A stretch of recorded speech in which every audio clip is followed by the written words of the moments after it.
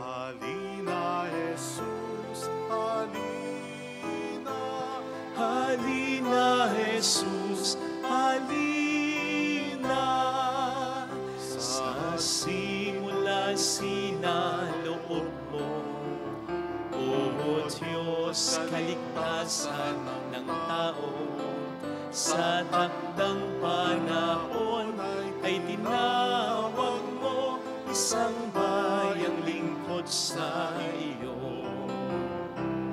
Halina, Jesus, halina. Halina, Jesus, halina.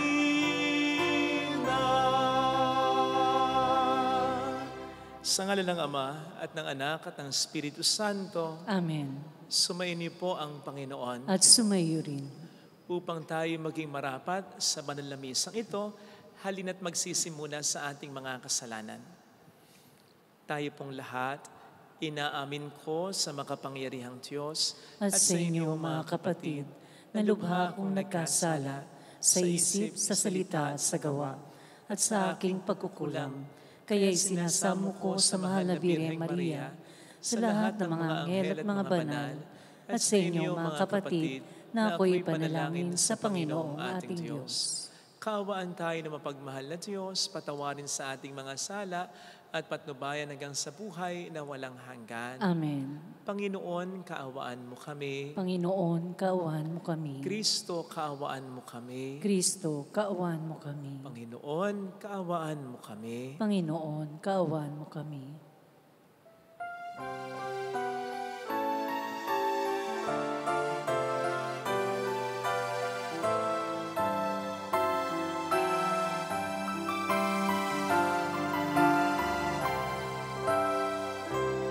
Luwalhati sa Diyos sa kalikasan, kaloob sa lupa ay kapayapaan. Pinupuri ka, ipinagdarangal, sinasamba ka dahil sa dakila mong kaluwalhatian. Panginoon naming Diyos sa ng langit, Amang makapangyarihan, Panginoong Jesucristo, bugtong na anak ng Diyos, Kordero ng Ama. Ikaw na nag-alis na mga kasalanan ng sanlibutan. Tanggapin mo ang aming kahilingan, ikaw na nalulugmok sa kanan ng Ama.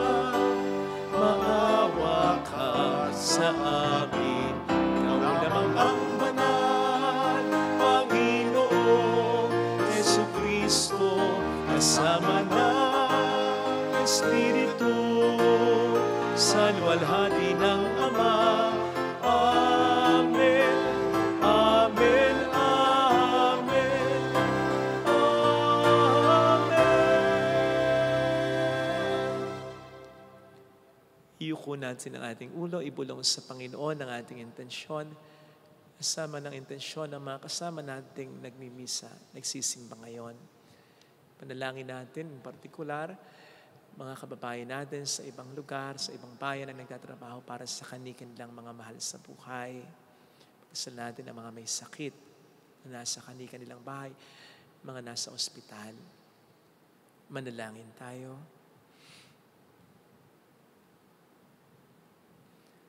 Ama naming makapangyarihan, dinggin mo ang mga kahilingan ng iyong sambayanan upang ang kagalakan sa pagdating ng iyong nagkatawang taong anak ay magdulot ng gantimpalang buhay na walang wakas kapag siya ay nagbalik ng may kadakilaang lantad, sapagkat siya ang namamagitan kasama ng Espiritu Santo magpasa walang hanggan. Amen.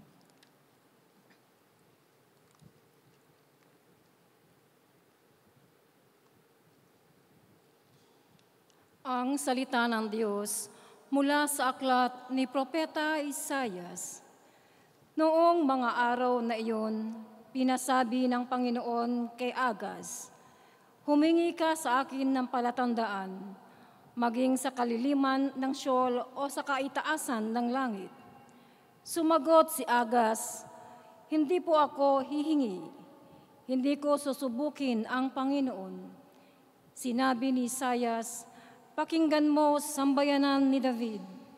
Kulang pa ba ang galitin ninyo ang mga tao, na pati ang aking Diyos ay inyong niyayamot?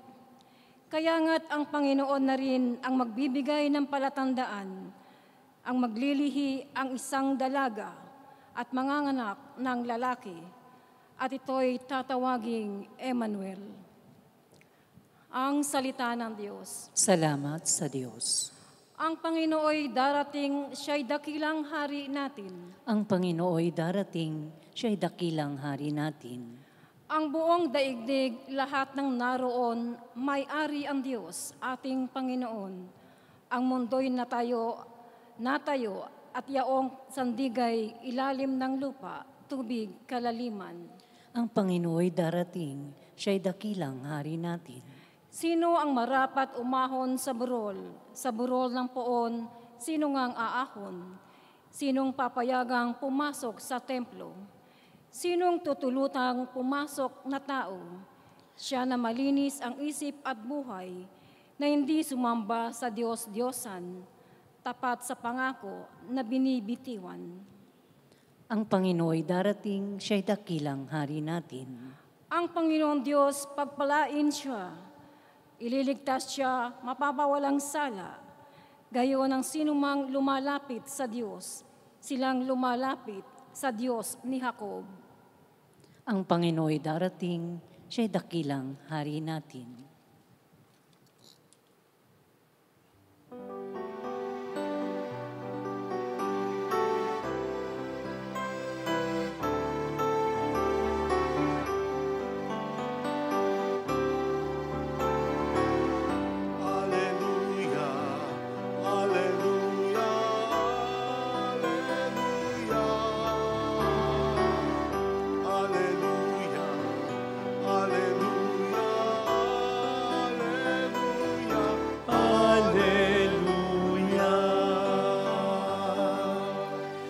Sumainyo ang Panginoon. At sumayo rin. Ang mabuting balita ng Panginoon ayon kay San Lucas. Papuri sa iyo, Panginoon. Nang ika-6 na buwan na ng pagdadalang tao ni Elizabeth, ang Anghel Gabriel ay sinugo ng Diyos sa Nazareth, Galilea sa isang dalaga na ang pangalay Maria.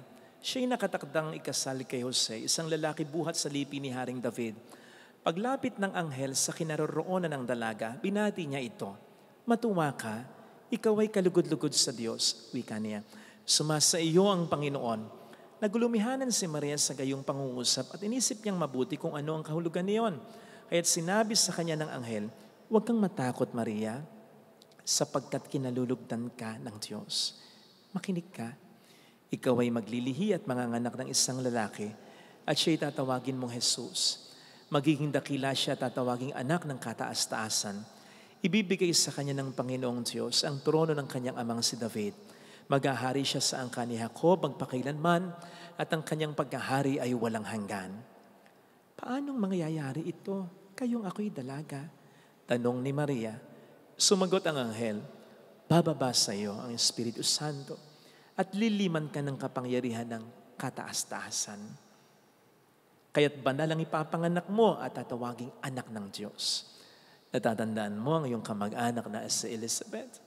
Alam ng lahat na siya'y baog, ngunit naglihi siya sa kabila ng kanyang katandaan.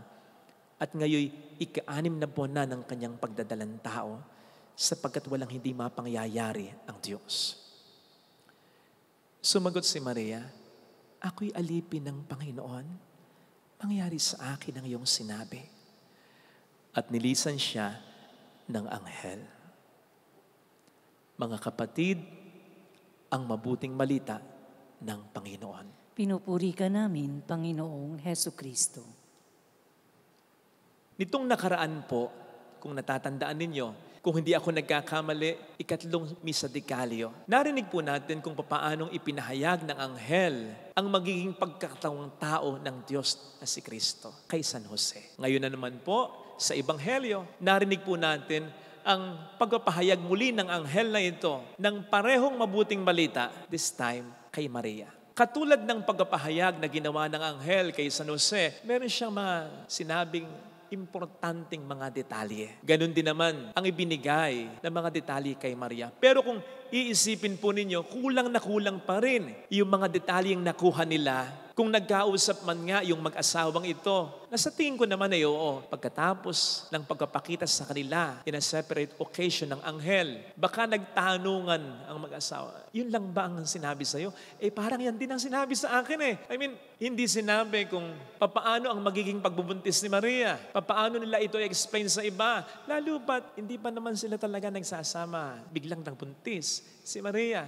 Papaano at saan ipapanganak? Yan. At papaano ang magiging role nila bilang mga magulang ni Kristo na alam naman nila na hindi lang totoong tao, kundi totoong Diyos pa rin. Remember na first time in history nangyari ito. Hindi na muli na ulit at mauulit pa ito. Walang blueprint kung paano i-deal ang sitwasyong ito. Kaya maintindihan mo talaga, siguradong marami pa ring tanong yung dalawa, lalong-lalo na si Maria. Pero ang maganda, dapat nating makita sa kabila nito, dahil sa ang Diyos ang nagsabi, nagtiwala sila. Based on our experience, mahirap kasi magtiwala kung hindi detalyado na ibibigay sa iyo yung plano. Sige nga, magpapagawa ka ba ng bahay sa engineer or architect na walang ibibigay sa yung plano? Lalong-lalo na kung malaki yung bahay na ipapagawa mo, na gusto mo? Iboboto mo ba ang isang kandidato na walang plataforma, walang kaplano-plano? Magpapakasal ka ba sa isang kasintahan na wala ring kaplano-plano? Come on! Kung nag-iisip tayo at kung yung personalidad natin ay gusto natin nakaplano, hindi tayo basta oo sa mga taong ito. Kaya maintindihan po natin yung naging sitwasyon ni Haring Akas sa ating unang pagbasa. Nanganganib na salakayin ng mga mas makapangyarihang mga kaharian ang kaharian niya. Kaya kabadong-kabado siya. That is why ang Diyos ay nagsugo sa kanya ng isang propeta para sabihin sa kanya, huwag kang mag-alala. Hindi ka nila hindi ka nila mapeperwisyo. Sa katunayan, dinere pa nga siya ng Diyos sa pamamagitan ng propeta Isaias na humingi ng palatandaan para hindi na siya ganong kabahan.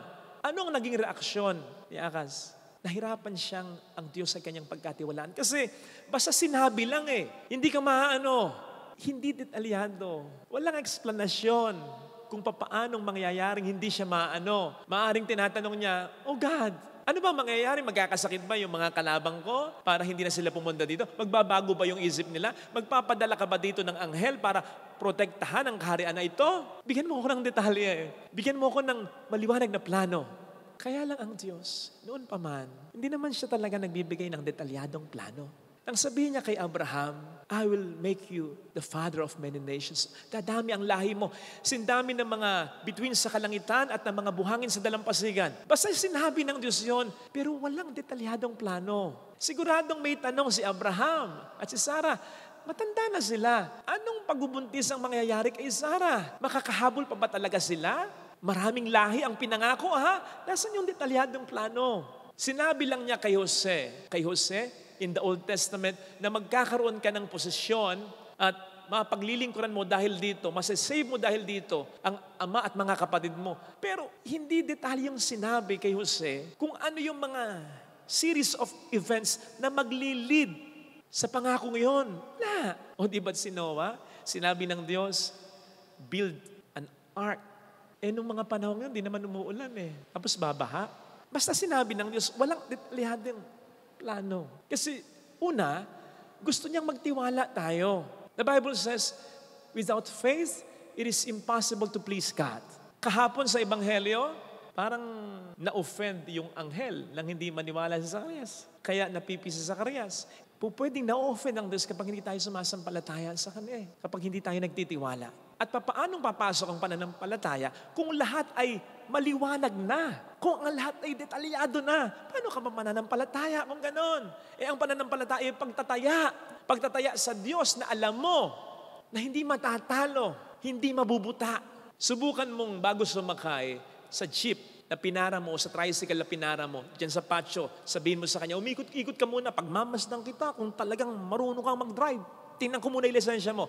Ay sigurado, sasabihin sa'yo, humahanap ka na lang ng ibang masasakyan mo. Subukan mong bawat pagkain mo sa restaurant na kinakainan mo ng regular, bawat pagkain mo, papasok ka sa kusina at titingnan mo kung paano hinahanda yung pagkain mo na parang duda yung peg mo. Sigurado ma-offend sa'yo yung mga naghahanda ng pagkain mo. Subukan mong yung gamot na irereseta ng doktor sa'yo, sabihin mo sa kanya, Dok, ipaliwanag mo sa akin, particle by particle. Ano yung gamot na ito? I-break down mo sa akin. Ano yung mga pros and cons nito? Ako, sabihin ng doktor sa'yo, busy ako. Kung hindi ka magtitiwala sa reseta ko, humanap ka ng ibang doktor mo. I mean, di ba? Nakaka-offend yun. At maintindihan ko pa rin naman. Kasi tao lang din naman yan. So, pwedeng magkamali. Pero ang Diyos, makapangyarihan siya. Lahat kaya niya. Pag sinabi niya, ginagawa niya talaga. At siya'y katotohanan. Hindi siya pwedeng magkamali. Lalong hindi siya pwedeng magsinungaling. At higit sa lahat, mahal niya tayo.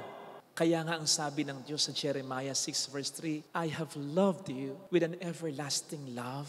Therefore, I have continued my faithfulness to you. Dapat panghawakan natin ito In connection with this, hindi ibibigay sa atin ng Panginoon ang kanyang detalyado na plano. Kasi baka matakot tayo. Nitong nakaraang resulta po ng bar exam, top 8 yung pinsan ko, si Attorney Pio Vincent Raura Buencamino. Pero alam po ninyo, bago yan, marami silang mga pinagdaanan bilang pamilya. May mga nangyaring mga problema. At ang isa sa pinakamatindi ay yung pagkakasakit na lagi, pagka-ospital ng lagi, kuminsan matagal pa, ng padre de pamilya nila, ng kanyang ama, na humantong nga sa pagkamatay nito. Now, tell me, paano kung noon pa man ay sinabi ng Diyos? Halimbawa kay Attorney Pio, Attorney, papasa ka sa bar. Hindi ka lang papasa, magiging top 8 ka pa. Tapos marami pa akong mga blessings na ibibigay sa'yo. Sa palagay niyo, ano maging reaction ni Attorney? Siyempre, excited. Come on, sige Lord, bring it on. Go ako dyan. Pero paano kung sabihin ng Panginoon ang kanyang mga detalyadong plano para kay Attorney Pio bago niya ma-achieve yung fulfillment na ito at yung marami pang mga blessings para kay Attorney Pio? Paano kung sasabihin ng Panginoon sa kanya, okay, before we get into that, ito yung detalyadong plano ko sa'yo. Supportahan kang lagi ng mga magulang mo, ng girlfriend mo, ng mga kapatid mo. Okay pa yan. Kaya may mamimit kang ganito na tutulong sa'yo sa review, makapag-aaral ka sa paaralan, sa UST, na para magkaroon ka ng mas magandang chance sa kung yan ang babanggitin ng Diyos sa kanya. Siyempre, excited pa. Part of the plan, okay? Pero ito, Attorney, ito rin yung mangyayari, ito yung mga problemang mararanasan niyo. At ito ay dadako sa pagkakasakit, pagka-hospital, eventually pagkamatay ng tatay mo. Payag ka ba sa plano? Ano sa tingin niyo magiging reaksyon ni Pio? Attorney, ano? Malamang sabihin niya, Lord, forget the plan. Kahit hindi na ako mag-top 8, kahit nga hindi ako pumasay, huwag yun ang kunin sa akin ng tatay ko. Paano? Kung yun talaga ang oras na ng kaniyang ama, in the plan of God, yun na talaga. Ito, paano kung hindi pa lang niya nakikita, yun ay talagang makatutulong sa kanya in such a way na mas magpupursige pa siya at mas mararamdaman pa niya ang inspirasyon galing sa kanyang ama. I don't know with you, may sarili-sariling paniwala tayo, ha? Pero kapag merong nanghihingi sa akin ng dasal, mag-exam, at alam kong meron siyang namatay na mahal sa buhay, ang lagi kong sinasabi, basta mag-review ka, ha? Gawin mo yung talagang best mo. Tapos sa exam, panatag mo na ang loob mo sapagkat 4 kayong sasagot ng exam. Ikaw, si Jesus, lalo na si Mama Mary, at yung tatay mo. Gagabayan ka niya. Yung nanay mo, depende kung sino yung namatay, gagabayan ka niya. Paano kung yun talaga ay part of God's plan? Wala namang aksidente sa kanya. Lahat planadong talaga. Remembers that all things work together for the good of those who love Him. Romans 8:28. And for those who love Him, like Mary, they follow Him, they trust Him, even though they won't have detailed plans laid before them. Sapagkat sa isipan at puso ng taong sumasampalataya sa Diyos, ano man ang mangyaring problema na parte ng buhay niya at ng pagsunod niya sa Diyos, kayang gamitin ng Diyos upang ang kanyang magandang plano ay maganap at malubos. We just have to trust Him. Kaya sana kapatid, anuman ang problemang pinagdaraanan mo ngayon, lalo pat kung para sa iyo, taliwas na taliwas ito sa pangarap ng Diyos na ibinigay niya sa isip at sa puso mo. Kaya mayroon kang tanong tulad ng, Lord, akala ko ba gagaling ako? Ano itong panibagong sakit ko? Lord, akala ko ba mabubuo ang pamilya ko? Bakit may panibagong problema? May panibagong gulo? Lord, akala ko ba gusto mo kong makatulong sa iba, lalo na sa aking pamilya? Bakit hindi ako pumasa? Lord, akala ko ba gusto mo akong maging masaya? Bakit hinayaan mo ako'y lokohin niya? Lord, akala ko ba? So bakit ganito ang mga nangyayaring problema? Kung ganito, huwag ka sanang mawawala ng pag-asa. Sapagkat sinasabi ko sa iyo, sinisigurado ko sa iyo, kung ikaw naman ay nagpapakabuting tao, sumusunod sa Diyos, sumasama sa mga taong tamang tao yung mga taong makatutulong sa iyo, maabot mo ang mga pangarap ng Diyos sa buhay mo, hindi yung mga taong may tama. Bang ano-ano ginagawa, lalong-lalo na kung nagkakasala. Kung hindi mo sinasamahan ang mga taong ito, kung sumasama ka sa mga taong gagamitin o ginagamit ng Diyos para maabot mo ang mga pangarap niya sa buhay mo, you are exactly where God wants you to be. And God is with you.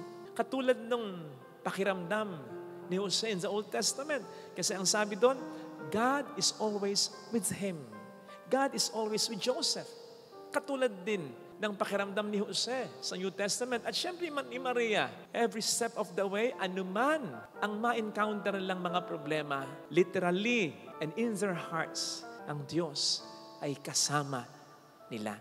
At kapag ang Diyos ay kasama natin, imposible na walang magandang mangyari sa buhay natin. Anuman ang mga problemang maranasan natin. Tama na mahirap, masakit ang sitwasyon. Pag gayon, pero mahalaga, nakapaloob ka pa rin sa plano ng Panginoon.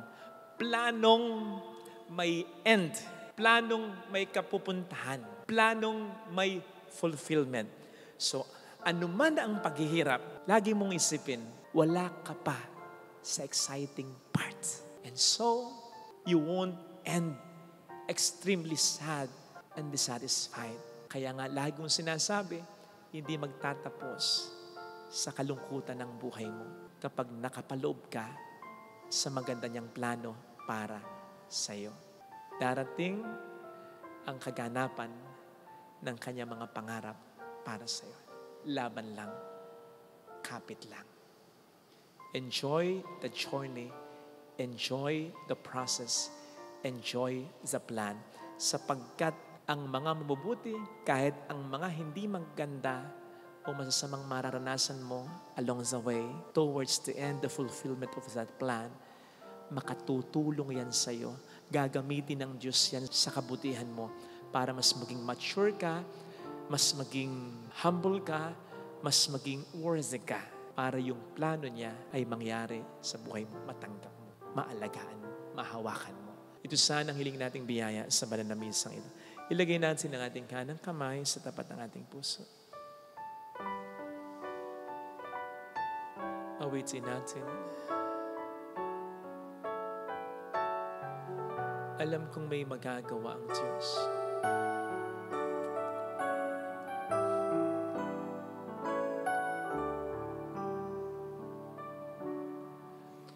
Alam kong may magagawa ang Diyos.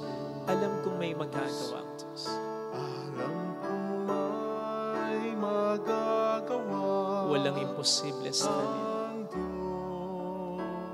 Kung ako'y magtatapat, Kung ako'y magtatapat sa Kanya'y maglilingkod, sa Kanya'y maglilingkod, Alam kong may magagawa ang Diyos. Kung may magagawa ang Diyos. Alam kong di rin kinang Diyos ang samo ko, Alam kong sapagkat mahal niya ako.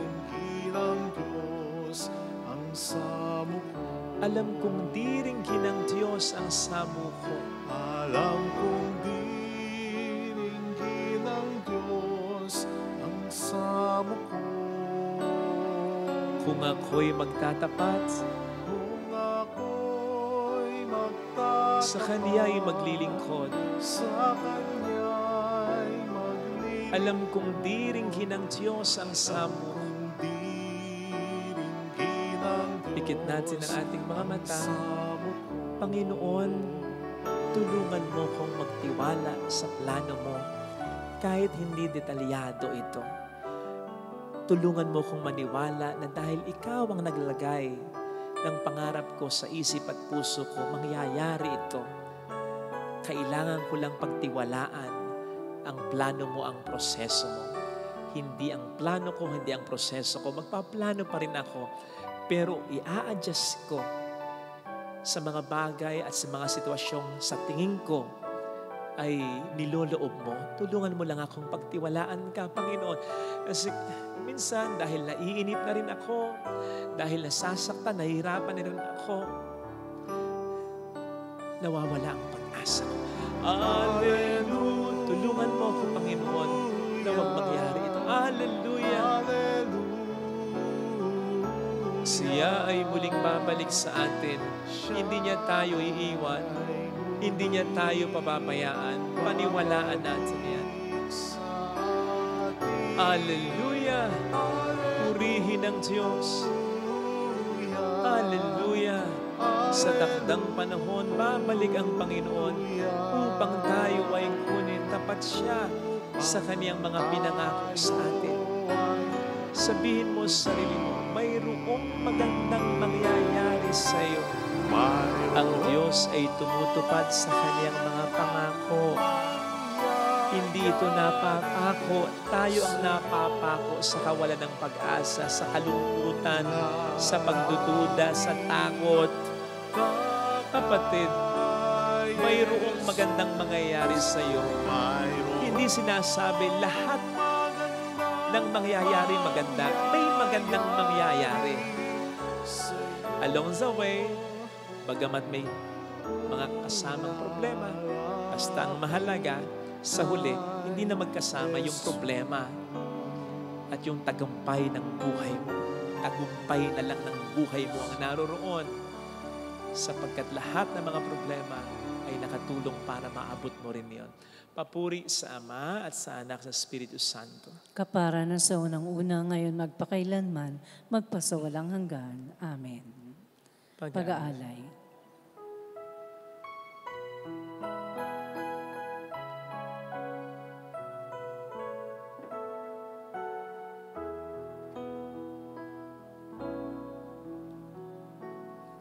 Alay namin sa iyong pagdating, kabutihan, pag-asa't mga pusong tapat.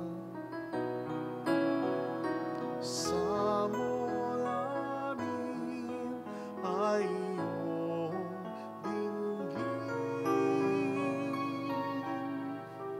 Galak at kapayapaan, nawa ay kamtin. Itong alak at tinapay, mga bungang alay, halo ng pawis at biyaya ng langit. Sa aming pag-ibig sa kapwa kapatid, bubunga ng buhay na iyong bigay. Manalangin tayo, pang ating handog ay maging kalugod-lugod sa Diyos Amang makapangyarihan. Tanggapin nawa ng Panginoon itong paghahain sa iyong mga kamay, sa kapurihan niya at karangalan, sa ating kapakinabangan at sa buong sambayanan niyang banal. Ama naming lumikha,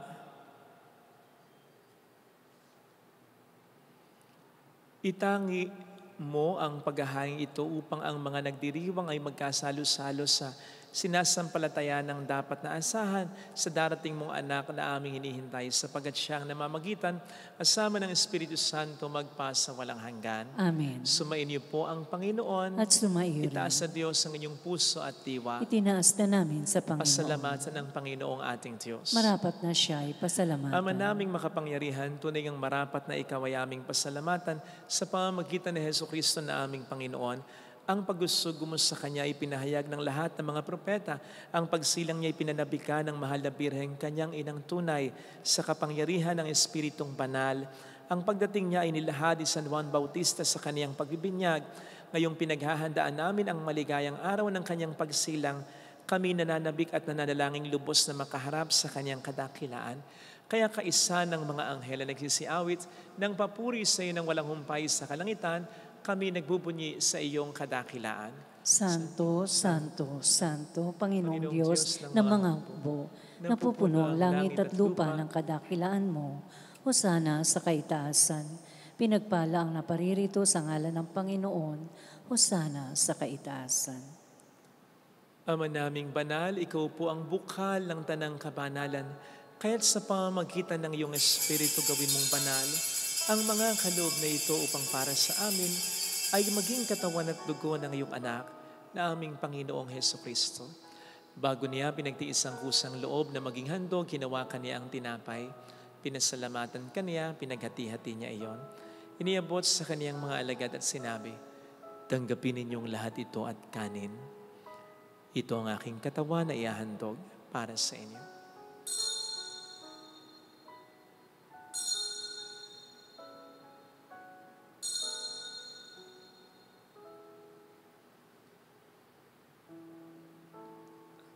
Gayun din naman, nang matapos ang hapunan, hinawakan niya ang kalis, uli kaniyang pinasalamatan, iniabot niya ang kalis sa kaniyang mga alagad at sinabi, tanggapin ninyong lahat ito at inumin. Ito ang kalis ng aking dugo ng bago at walang hanggang tipan. Ang aking dugo na ibubuhos para sa inyo at para sa lahat, sa ikapagkapatawad ng mga kasalanan. Gawin niyo ito sa pag-alala sa akin.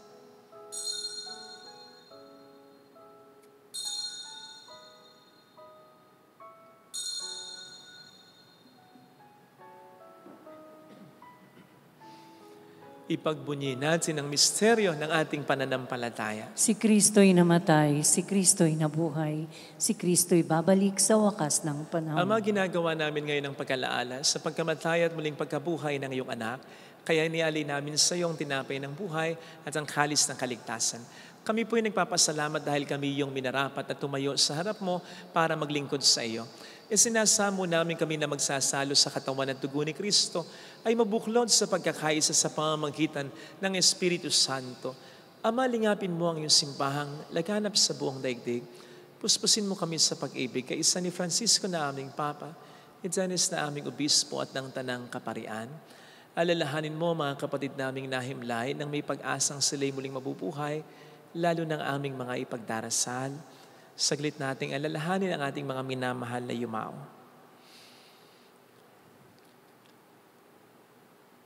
Kaawaan mo sila at patuloyin sa iyong kaliwanagan. Kaawaan mo at pagkingtapatin kaming lahat na makasalo sa iyong buhay na walang wakas. Kaisa ang mahal na Birhen ng Lasalet, ang ina ng Diyos. Isanuse ang kabiyak ng kanyang puso, lahat ng mga banal na namuhay dito sa daigdig ng kalugod-lugod sa iyo. May pagdiwang naman namin ang pagupuri sa ikararangal mo sa pamamagitan ng iyong anak na aming Panginoong Jesucristo.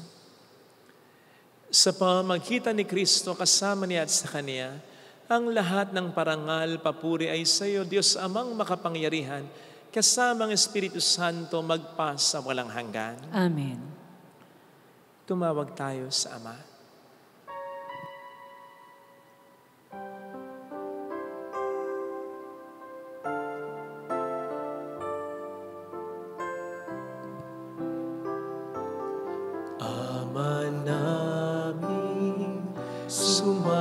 nasa langit ka. Sambahin ang ngalan mo,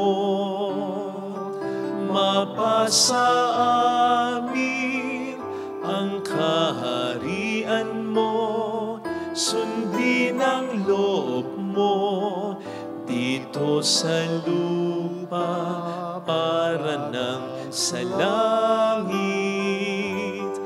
Bigyan mo kami ngayon ng amin kakanin sa araw-araw, at patawarin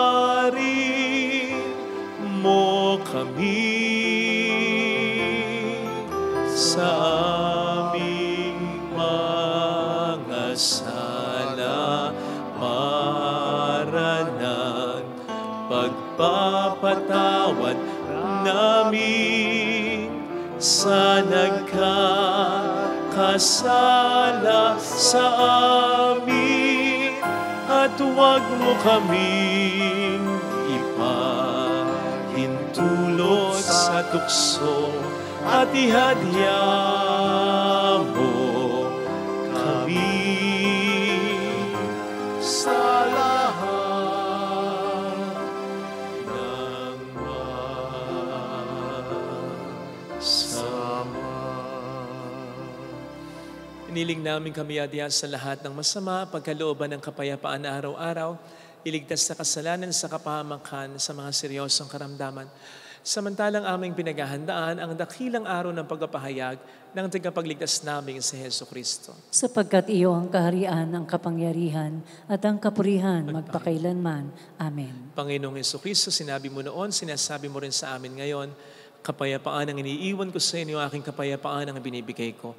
Tunghayin mong aming pananampalataya, huwag ang aming pagkakasala. Pagkalooban mo kami ng kapayapaan at pagkakaisa, lalo na sa aming pamilya, anuman po ang aming maging problema ayon sa iyong kalooban, kasama ang Espiritu Santo magpas sa walang hanggan. Amen. Ang kapayapaan ng Panginoon ay sumainyo nawang lahat. At sumaiyo rin. Magbigayan tayo ng kapayapaan sa isa't isa. Kapayapaan po. Peace be with you. Kordero ng Diyos na nag-aalis ng mga kasalanan ng sanlibutan, mahawa ka sa amin. Kordero ng Diyos na nag-aalis ng mga kasalanan ng sanlibutan, maawa ka sa amin.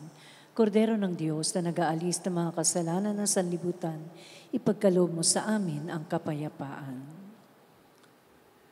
Narito sa harap natin ng Panginoon ang ating buhay at kaligtasan. Mapapalad tayong lahat ay inaanyayahan. Panginoon, hindi ako karapat-dapat na magpatuloy sa iyo, ngunit sa isang salita mo lamang ay gagaling na ako.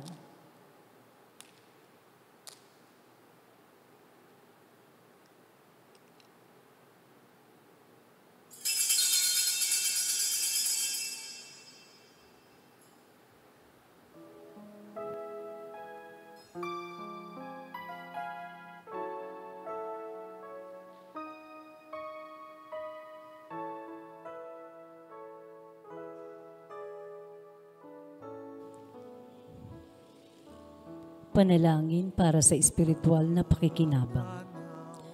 Panginoong Hesus, ako ay naniniwala na ikaw ay nasa kabanal-banalang sakramento.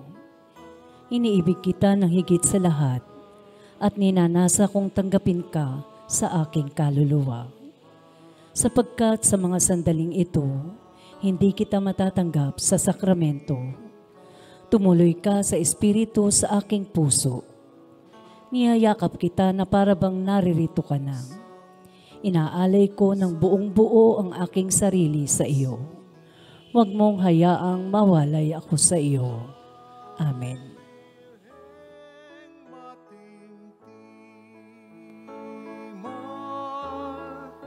Samak na sabsaban,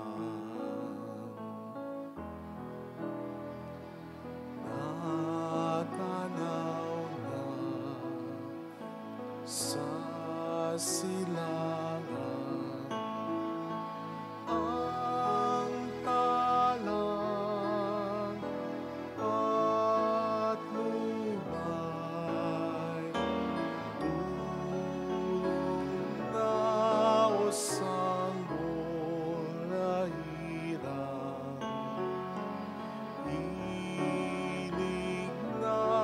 sa sutlang kandungan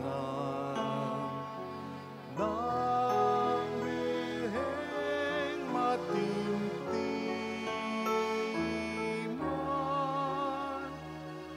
Sa hamak na sabsaban.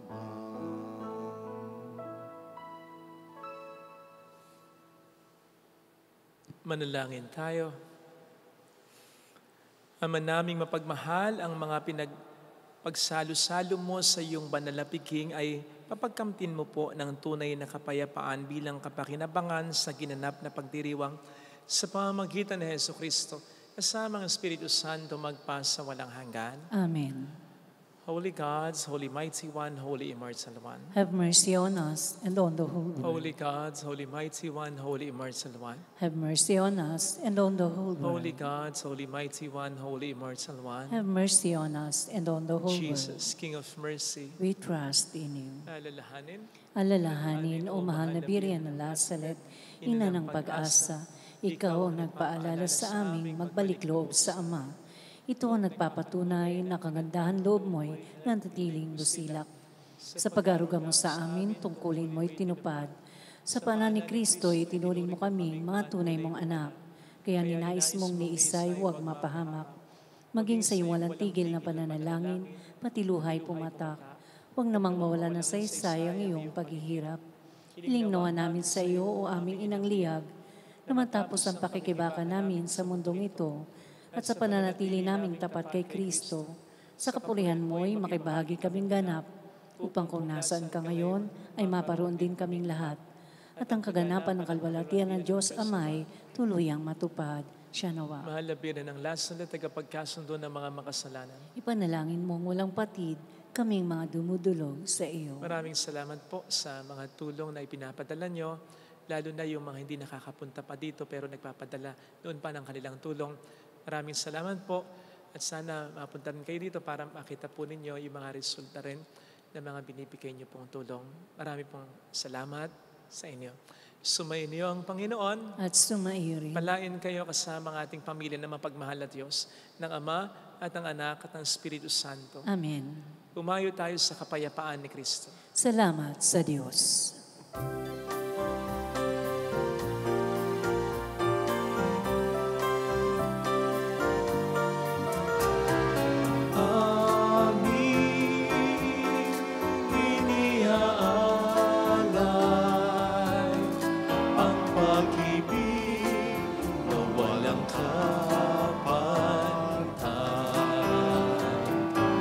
Kay sarap mabuhay kung may nagmamahal, pagmamahal na tunay at laging natistan. Ang Birhen kong umibig ay walang sintamis, pagsintang sa kadinis sa'yo hanggang langit. O Birhen, Birheng mahal, sa awit at sa dasal,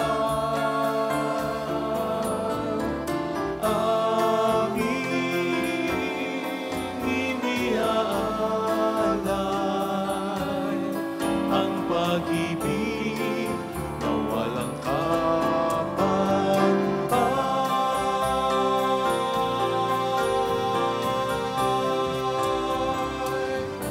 Salamat po sa pag-share ng ating mga videos. Salamat po sa pag-subscribe. Thank you.